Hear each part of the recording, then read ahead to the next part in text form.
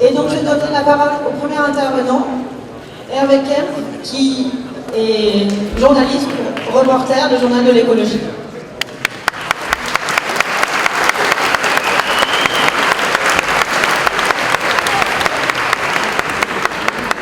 Bonsoir à toutes et à tous. Je vous propose pour commencer cette soirée de gamberge, de débat, d'énergie collective, de préparation peut-être aux jours qui vont venir, de revenir un petit peu dans l'histoire. C'est toujours intéressant de savoir d'où on vient ou quelles sont les étapes avant.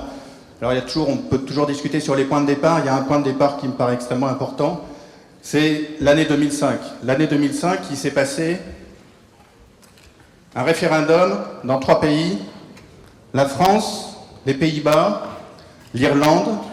Et dans ces 3 pays, on a demandé au peuple, en principe souverain, est-ce que vous êtes d'accord avec le traité constitutionnel européen?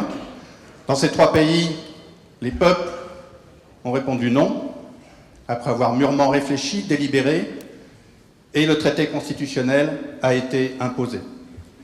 C'est une date extrêmement importante, c'est la date où vraiment on peut dire que la démocratie dans les pays occidentaux s'est vraiment affichée comme en fait l'oligarchie, le pouvoir des dominants et des riches. La même année, c'est presque aussi important, ou c'est aussi important, je ne sais pas, il y a eu la révolte des banlieues. La révolte des banlieues,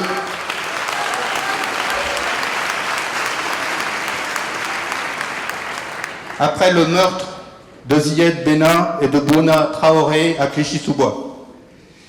Et puis, les années ont passé. Et en 2011, notamment, il s'est passé un mouvement important. Et tout de suite, je vais le dire, en référence à un intellectuel américain qui s'appelle Immanuel Wallerstein, qui a parlé d'une révolte mondiale. C'est la révolte mondiale de 2011. Il y a eu les printemps arabes, les indignés à Madrid, Occupy Wall Street, un mouvement étudiant aussi très puissant au Chili toute l'année, et puis en 2012, un mouvement d'étudiants au Québec, une révolte des Japonais après l'accident nucléaire de Fukushima, en Chine, la révolte contre Foxconn, et puis en mars 2013, une révolte au Brésil, et en Turquie, la place Taksim. Et qu'est-ce qui s'est passé? Immanuel Wallerstein dit il s'est passé ce qui s'est passé en 1848. En 1848, du temps, je ne sais même pas si le lieu où on est aujourd'hui existait, je crois qu'il est venu après, mais il y a eu une révolution dans toute l'Europe, une révolte populaire de tous les peuples. Et il y a eu une réaction conservatrice extrêmement forte, une contre-révolution. Immanuel Wallerstein dit il s'est passé la même chose après 2011, après 2012. La contre-révolution des élites, de ce qu'on appelle les élites, des dominants, des riches, de l'oligarchie. Mais le brasier ne s'éteint pas. Malgré une violente agression militaire à l'automne 2012, la ZAD de Notre-Dame-des-Landes a tenu bon. Et les ZAD ont commencé... Les ZAD ont commencé à faire si peur au gouvernement qu'il n'a plus hésité à tuer, comme en 2014, à Sivins, avec Rémi Fraisse. On a alors découvert que la violence meurtrière exercée depuis des années dans un quasi-silence dans les quartiers populaires, eh bien cette violence, l'oligarchie maintenant était prête à l'exercer contre ceux qui résistaient. On va les appeler blancs, je ne sais pas comment dire, c'est évidemment un mot idiot. Alors voilà, en tout cas, le gouvernement, l'oligarchie a commencé à dire c'est plus seulement dans les quartiers populaires, dans les quartiers dominés qu'on va exercer cette violence, on va l'exercer contre tous ceux qui résistent. Et malgré ça, la révolte a continué. Elle a continué malgré les chocs du terrorisme en 2015. Malgré ce qui s'était passé en novembre, quelques jours plus tard, des dizaines de milliers de gens manifestaient pour le climat au moment de la COP21, dans une chaîne humaine absolument bouleversante. Même si le soir, place de la République, la police frappait les militants pour le climat. Nuit debout, quelques mois plus tard, a sonné comme un printemps.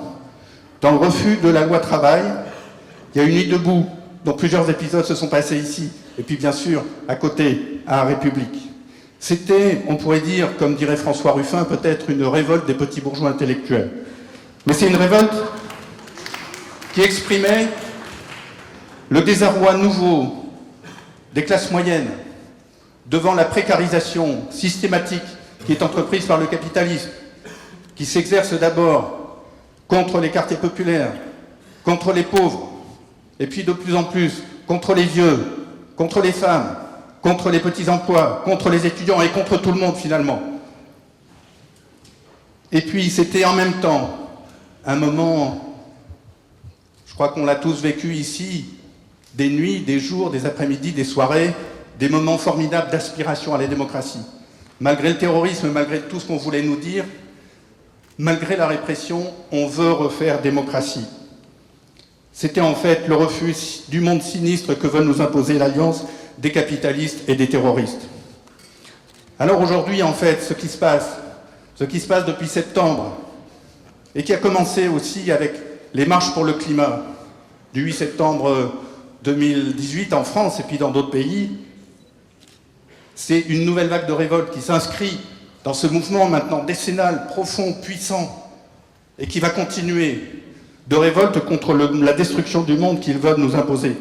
Et il y a eu les Gilets jaunes, là aussi un mouvement formidable, inattendu, qui a, enfin bon, je ne vais pas le dire, on le vit en ce moment, on le dit tous, mais il y a eu ça qui depuis 4 mois ébranle, bouscule, secoue ce monde des dominants.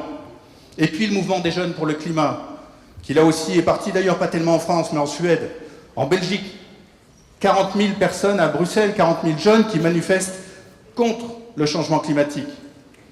Et puis la lutte tenace et grandissante des quartiers populaires contre les crimes policiers. Et aussi